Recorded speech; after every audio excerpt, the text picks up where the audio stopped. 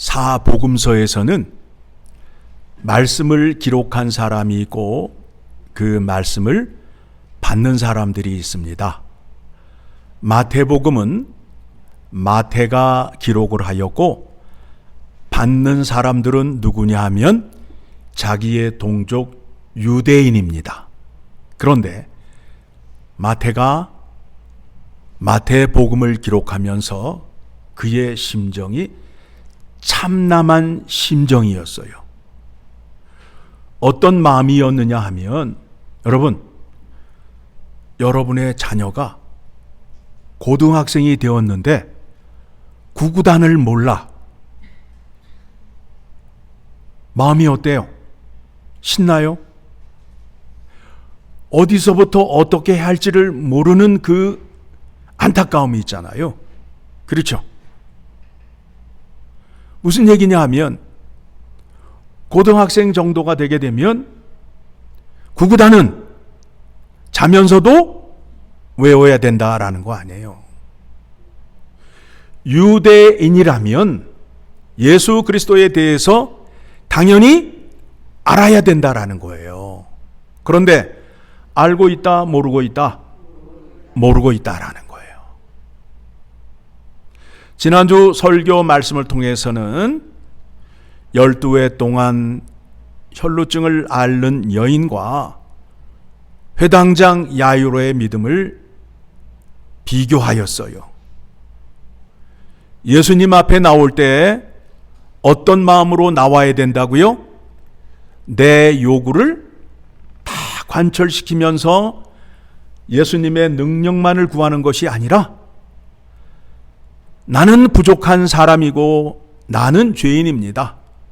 주님께서 은혜를 베풀어 주셔야 나는 병고침을 얻을 수 있고 은혜를 받을 수 있습니다. 라는 믿음을 소개했어요. 그렇다면 어떤 믿음이 맞는 거예요? 12해 동안 혈루증을 앓았던 여인의 믿음이 맞는 거예요. 자, 그러면 오늘 맹인을 고치는 사건을 통해서 예수 그리스도에 대해서 알고 있느냐를 물어보는 거예요. 지난주는 뭐였다고요? 예수님 앞에 나올 때 어떤 자세로 나와야 되는지, 오늘의 말씀을 통해서는 예수 그리스도를 어떻게 알아야 하는지에 대해서 말씀하고 있는 겁니다. 말씀의 시작이 회당장 야이로의 집을 나올 때에 누가 예수님 앞에 나왔어요? 맹인 2명이 나왔잖아요. 그렇죠? 예. 2 맹인이 나왔잖아요. 예수님을 따라오는 거예요. 예수님이 집으로 들어갔는데 예수님께서 질문을 하시는 것이 무엇이냐 하면 내가 능히 이 일 할 줄을 믿느냐. 그런데 그 전에 맹인들은 예수님을 다윗의 자손이요 하면서 찬양을 하고 있어요. 찬양을 하고 있어요. 결론적으로 말씀을 드리게 되면 맹인의 믿음이 회당장 야이로보다 더 크다라는 것을 보여주는 거예요. 자, 하나님께서 이스라엘 백성들을 택하여서 그 백성과 언약을 맺었어요. 언약을 맺으신 이유는 무엇이냐면 나는 너희의 하나님이 되고 너희는 내 백성이 되는 거예요. 언약을 맺으면 언약의 내용이 있어야 돼요? 없어야 돼요? 있어야 되잖아요. 여러분이 집을 사게 되면 뭐가 있어야 돼요? 계약서가 있어야 될 거 아니에요. 그렇죠? 판 사람과 산 사람의 사인이 있어야 내 집이잖아요. 계약서가 없이 저거는 내 집이야 라고 말하게 되면 사람들이 뭐라 그래요? 저 사람은 도라진가 봐 그러잖아요. 그렇죠? 모든 관계가 뭘로 되어 있다고요? 계약의 관계로 되어 있단 말이에요. 하나님과 택한 백성의 관계도 무엇으로 되어 있다고요? 계약의 관계로 되어 있어요. 그러면 여러분이 집을 사실 때에 계약서의 내용이 있잖아요. 갑, 을 그래가지고 그렇죠? 그러하듯이 하나님께서 택한 백성들과 언약을 맺을 때에 내가 거룩하니 너희도 거룩하라 하면서 뭘 주셨어요? 율법을 주셨단 말이에요. 율법 가운데에 꼭 지켜야 할 것을 하나님께서 친히 손으로 써주신 게 뭐예요? 십계명이란 말이에요. 중요하니까 써주신 거예요. 여러분이 율법을 자세히 몰라도 십계명은 꼭 알아야 된다는 거예요. 너무너무 중요하니까 하나님이 직접 돌판에다 써주셨어요. 그렇죠? 그러니까 오늘 집에 가셔서 십계명이 어떤 내용으로 되어 있는지 꼭 읽어보시고 기억하시고 지키셔야 돼요. 하나님이 주신 우리에게 복이요 은혜요 명령이라는 거예요. 자, 그래서 그 백성들과 언약을 맺으면서 율법을 줬는데 율법의 내용을 두 문장으로 정리하게 되면 뭐가 된다고요? 율법에 두 돌판이 있잖아요. 이쪽 돌판이 있고 이쪽 돌판이 있잖아요. 그렇죠? 이쪽 돌판은 하나님을 사랑하는데 하나님을 어떻게 사랑하여 하는지에 대해서 나와 있는 거예요. 이쪽은. 그렇죠? 그래서 우리에게 요구하는 게 뭐냐면 나 이외에 다른 신을 마음에 두지 말라. 그렇죠? 우리가 사랑하는 사이에서 사랑을 받고자 하는 사람에게 무엇을 요구하고 있어요? 나만 사랑해달라는 거 아니에요? 그렇죠? 에? 그런데 만약에 사랑하는 사람이 나는 당신을 80% 사랑하고 20%는 다른 여인을 사랑하겠소. 그러면 그 사람이 뭐라 그래요? 좋아해요? 아니잖아요. 화를 내잖아요. 왜 그래요?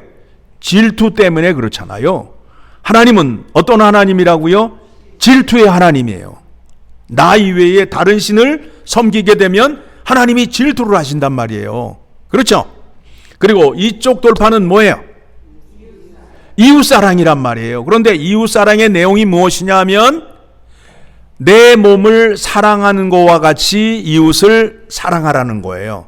그 내용으로 되어 있다고요. 자, 이 내용으로 이스라엘 백성들과 언약을 맺었는데 이스라엘 백성들이 이 약속의 말씀을 지켰다, 안 지켰다? 안 지켰다. 그러니까 이스라엘 백성들이 하나님을 섬기면서 다른 우상을 섬겼어요. 에? 아내도 사랑하며 다른 여인을 사랑했단 말이에요. 돼요, 안 돼요? 큰일 나잖아요. 에? 다른 남편도 사랑하면서 내 남편도 사랑하게 되면 큰일 나잖아요. 이스라엘 백성들이 하나님을 그렇게 섬겼단 말이에요. 그렇죠? 그런 다음에 내 이웃을 내 몸과 같이 사랑한 게 아니라 내 이웃을 어떻게 했다고요? 등쳐먹었다고. 맛있게 먹고 있는데 등을 치게 되면 입안에 있는 게 어떻게 된다? 튀어나오잖아요. 그것을 뺏어 먹었다고. 에? 뺏어 먹었다고. 같은 동족을 그렇게 압제하고 자기의 유익을 위하여 이용한 거예요. 그러니 하나님이 화가 나셔요, 안 나셔요? 나잖아요. 그래서 하나님께서 이웃 나라를 들어서 이스라엘을 때립니다. 그래서 아수르와 바벨론을 통해서 때려요. 그런데 여러분, 자녀를 정신 차리기 위해서 때릴 때에 야구방망이로 때려요? 회초리로 때려요? 왜 회초리로 때려요? 정신 차리라고. 그렇죠? 예. 정신 차리라고 회초리로 때렸단 말이에요. 그런데 이 백성들이 하나님의 사랑의 회초리를 맞으면서도 회개를 하였다, 안 하였다? 안 하였다 이거예요. 그러니까 하나님께서 약속하신 대로 너희가 내 명령을 불순종하게 되면 자연재해를 겪게 되고 이방 나라가 침입을 하게 되어서 너희의 재산을 뺏기게 되고, 그래도 하나님의 말씀을 지키지 않게 되면 이방 나라의 포로로 잡혀가게 하겠다라고 약속을 했단 말이에요. 그러니까 저주도 약속의 범위 안에 있는 거예요. 그래서 이 백성들을 결국에는 바벨론 포로로 잡혀가잖아요. 그렇죠? 이 백성들이 말을 안 듣고 있는데 그때 하나님께서 선지자 이사야를 택하여서 말씀하는 거예요. 너희의 앞날이 어떻게 될 것인가에 대해서 구체적으로 말씀을 하고 있는 거예요. 하나님은 그 말씀을 하면서도 회개하고 돌아오기만 하면 하나님이 세우셨던 계획을 어떻게 하시겠다? 밀고 나간다, 포기하시겠다. 회개하는데 하나님이 자기의 계획을 어떻게 하셔야 돼요? 포기를 해야지.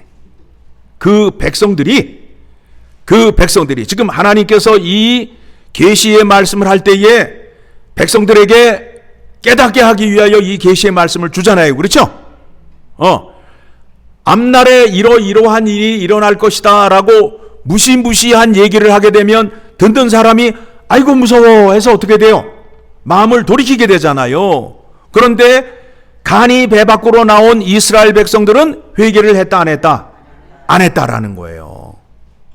그래서 하나님께서 그래 그러면 좋다. 너희를 정신 차리기 위해서 이제 아수르와 바벨론을 통해서 예루살렘이 불타고 너희가 포로로 잡혀가게 될 것이다. 그렇죠? 그러면 여러분 이제 생각을 해보세요. 하나님이 이 백성을 택할 때 어떤 목적을 갖고 택하셨다고요? 나는 너희 하나님이 되고 너희는 내 백성이 되리라. 그 관계를 유지하기 위해서는 뭘 지켜야 돼요? 계약서를 지켜야 될 거 아니에요. 계약서가 계약의 내용이 뭐로 되어 있다고요? 율법의 말씀으로 되어 있잖아요. 그러면 율법을 지키게 하기 위해서 새 언약을 맺게 하시고 누구를 보내시는 거예요? 예수 그리스도를 보내신다고. 그래서 율법의 말씀을 돌판에 새겨 주었지만 새 언약을 통해서는 하나님의 말씀을 어디에 새겨 주신다고요? 마음 안에 새겨 주신단 말이에요. 그래서 예수 그리스도의 이름으로 구원을 받은 사람은 하나님의 약속의 말씀을 마음의 새김으로 인하여 지킬 수 있다 없다? 있다가 된다라는 거예요. 자, 하나님께서 그와 같은 백성들을 아주 버리시는 거예요? 아니면은 이방 나라에 가서 죽도록 고생하게 한 다음에 깨닫게 해서 다시 하나님께로 돌아오게 하겠다는 거예요. 후자잖아요. 그렇죠? 그래서 하나님께서 말씀하시는 거예요. 내가 아수르와 바벨론을 통해서 너희를 망하게 하는데 아주 망하게 하는 것이 아니다. 너희에게 구원을 줄 것이다. 그런데 그 구원자가 누구이냐면 이사야서 7장 14절의 말씀을 보게 되면 처녀가 아들을 낳으리니 그 이름을 임마누엘이라 하리라. 임마누엘의 뜻이 뭐예요? 하나님이 세상 끝날까지 함께 하신다라는 거 아니에요. 그렇죠? 그래서 처녀가 아이를 낳아요. 여러분, 세상 사람들이 믿어요, 안 믿어요? 안 믿잖아요. 처녀가 아이를 낳는다는데 누가 믿겠어요? 처녀가 아이를 낳는데 그 처녀가 어떻게 아이를 낳느냐 하면 다윗의 후손에서 나온다는 거예요.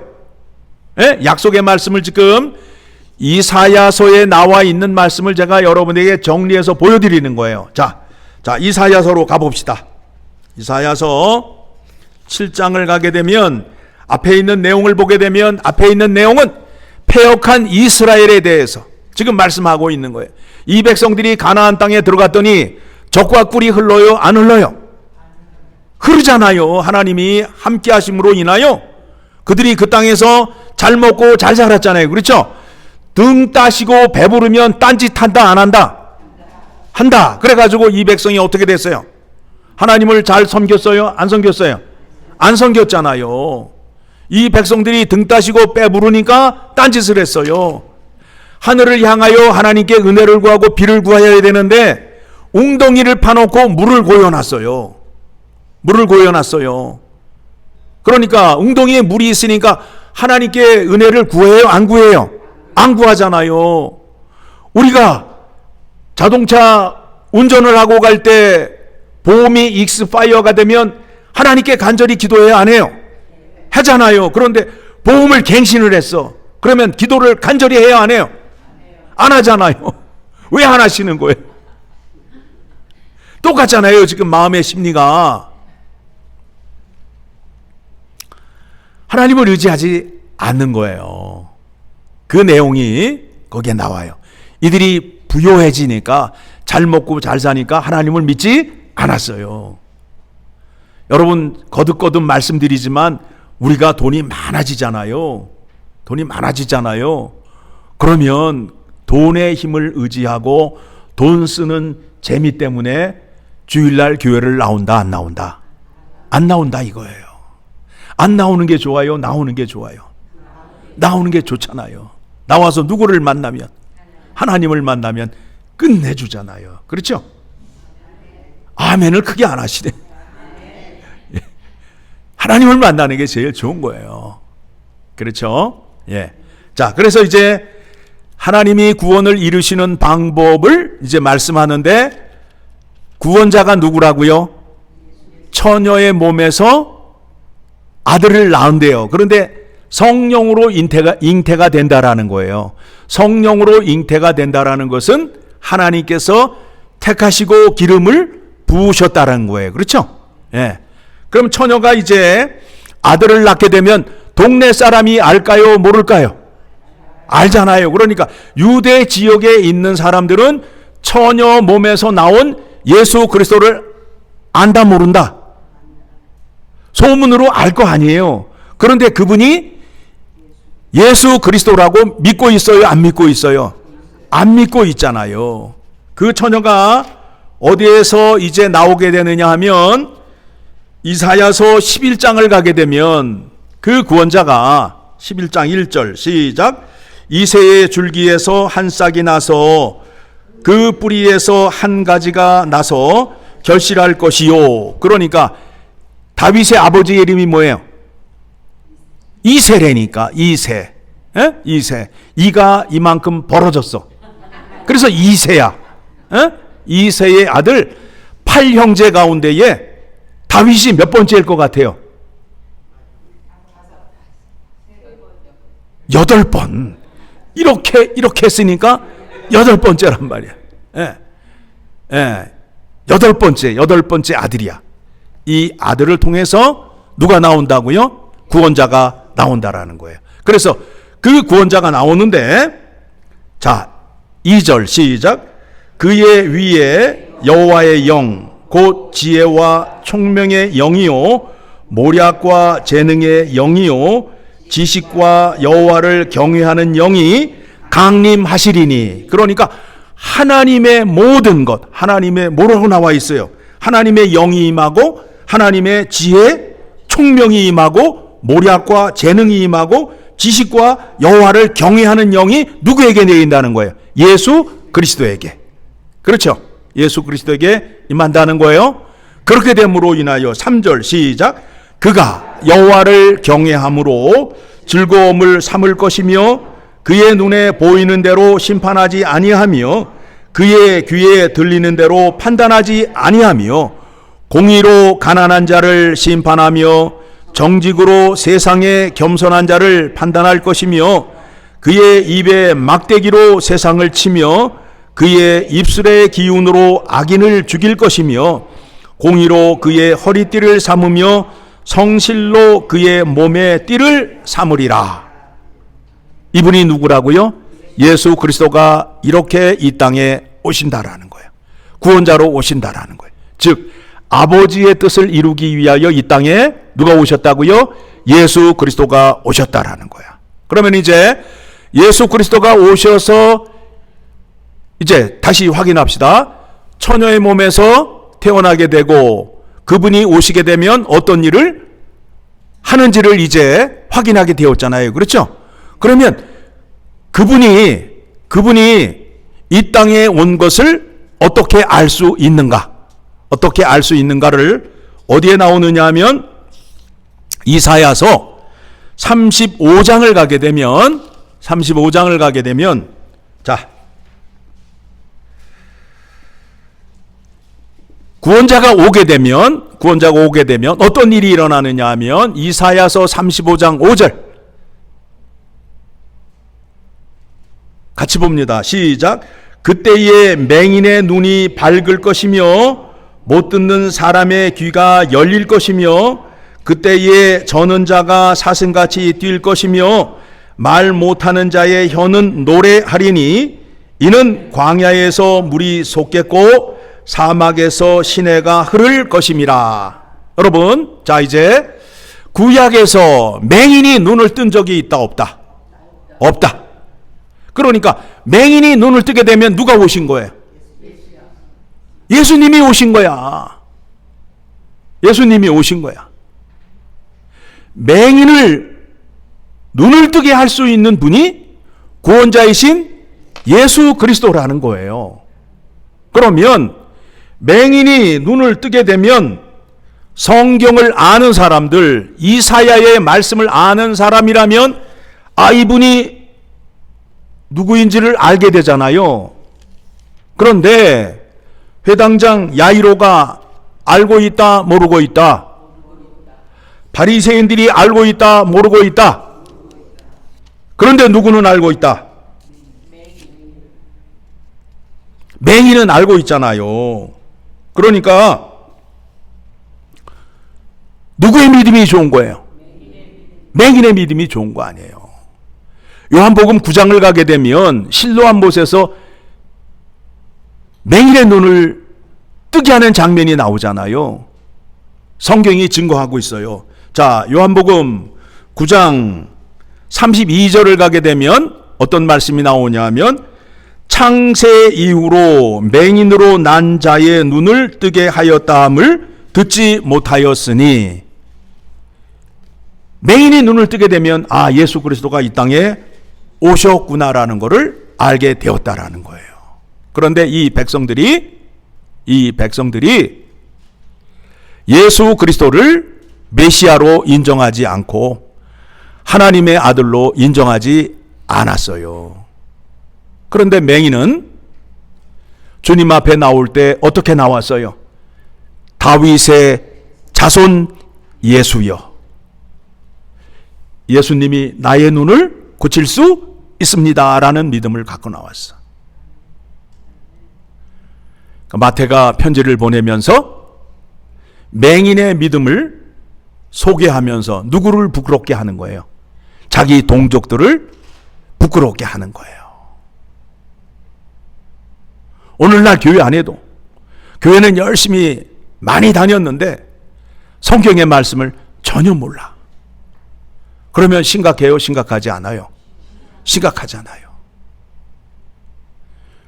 여러분의 믿음이 맹인의 믿음처럼 하나님의 뜻을, 성경의 말씀을 잘 알아서 영광을 올려드리고 또 믿음 약한 자 앞에서 여러분의 믿음이 소개되기를 간절히 소망합니다. 자, 고침을 받은 맹인이 너무 기뻐가지고 어떻게 했는지를 오늘 말씀을 통해서 확인해 보겠습니다. 예수님께서 이와 같이 말씀하시잖아요. 내 믿음대로 되라. 성경의 약속의 말씀대로 믿게 되니까 네가 믿고 있는 대로 되라. 그러니까 여러분들이 은혜를 받고 복을 받기 위해서는 약속의 말씀을 붙잡고 그 말씀대로 이루어진다라는 믿음을 갖게 되면 나에게 임할까요? 안 임할까요? 임한단 말이에요. 그 믿음이 여러분에게 필요한 거예요. 자, 그런 후에 30절을 보게 되니까 본문으로 돌아와서 그들의 눈이 밝아진지라 예수께서 엄히 경고하시되 삼가 아무에게도 알리지 말라 하셨으나, 왜 그렇게 하셨을까요? 왜 그렇게 하셨을까요? 지금 유대인들은 메시아가 눈앞에 와 있는데도 믿지 않고 있어요. 문제는 뭐냐 하면 메시아에 대한 잘못된 사상을 갖고 있어요. 그들은 어떤 메시아를 기다리고 있느냐 하면 정치적으로, 군사적으로 강력한 힘을 가진 메시아를 기다리고 있어요. 이스라엘이 그 당시에 어느 나라의 속국이었어요? 로마의 속국이었잖아요. 메시아가 오게 되면 로마의 황제를 물리치고 우리나라가 독립이 되어서 로마 제국만큼 강대한 나라가 될 것이다. 그 일을 하나님께서 메시아를 통하여 이루실 것이다 라는 생각을 갖고 있었어요. 그런데 예수님은 이스라엘을 정치적으로, 군사적으로 강하게 오셨어요? 아니면은 이 땅에 있는 모든 인류의 죄를 사해주러 오셨어요? 후자가 되잖아요. 그렇죠? 후자가 되잖아요. 그 일을 이루러 오셨는데 그 일을 이루기 위해서는 내가 누구인지, 하나님의 아들인 것을 세상에 알리고 하나님의 뜻이 무엇인지를 세상에 알려야 된단 말이에요. 그렇죠? 그런데 눈뜬 자가 밖에 나가서 어떻게 했어요? 밖에 나가서 어떻게 했어요? 세상에 퍼뜨렸단 말이에요. 그러면 예수님이 이 땅에 오셔서 모든 인류를 구원하시기 위하여 누구의 뜻을 이루러 왔다고요? 아버지의 뜻을 이루고 하나님이 보낸 메시아인 것을 세상 사람에게 알려야 되는데, 지금 그 당시에 유대인들의 분위기는 어떤 분위기라고요? 예수님에 대하여 우호적이에요? 적대적이에요? 적대적이니까 예수님께서 일을 하시는 데에 협조를 하는 거예요? 방해를 하는 거예요? 방해를 하잖아요. 그래서 알리지 말라라고 말씀하신 거예요. 여러분, 우리가 예수님을 믿다 보면 우리에게 큰 은혜가 임해요. 그렇죠? 네, 나에게 특별히 임한 은혜가 있어요. 그러면 이 은혜를 오늘 말씀에 적용을 해서 잘 생각을 하셔야 돼요. 믿음 생활하는 사람 가운데에 나처럼 은혜 받지 못한 사람이 있을까요? 없을까요? 있잖아요. 그렇죠? 그 앞에 가서 내가 구원받은 은혜를 자꾸 자랑하고 얘기하면 듣는 사람이 뿔따구가 난다, 안 난다? 에? 나잖아요. 그냥 말끝마다 하나님께서 나에게 특별한 은혜를 베풀어 주셔서, 그냥 집도 그냥 몇 채가 있고, 또 차도 그냥 좋은 차를 타고 다니고, 그러면서 계속 자랑하니까 듣는 사람이 듣기는 듣지만 속으로 어때요? 기분이 별로 찜찜하잖아요. 그러면 그 말을 듣는 사람 입장에서는 왜 하나님이 나에게 은혜를 주시지 않을까?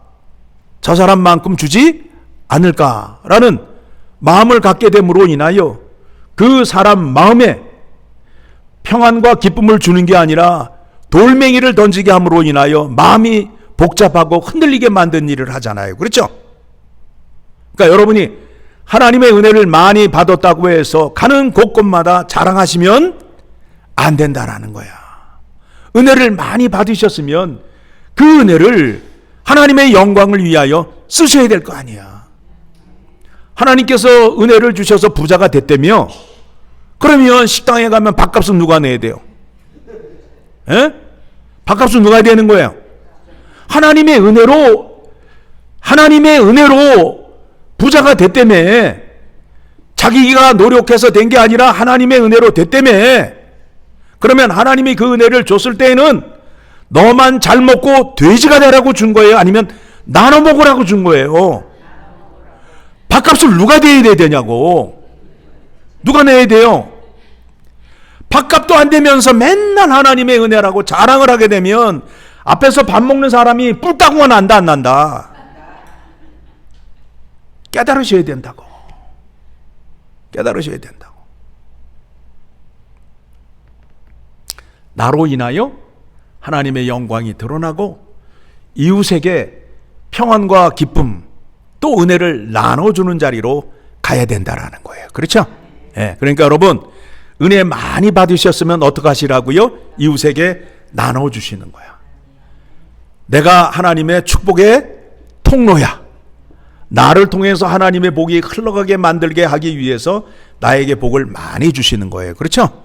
여러분들이 그와 같은 은혜를 이미 받으셨잖아요. 그 복을 나누어서 하나님께 영광 올려드리는 여러분 되시기를 간절히 소망합니다.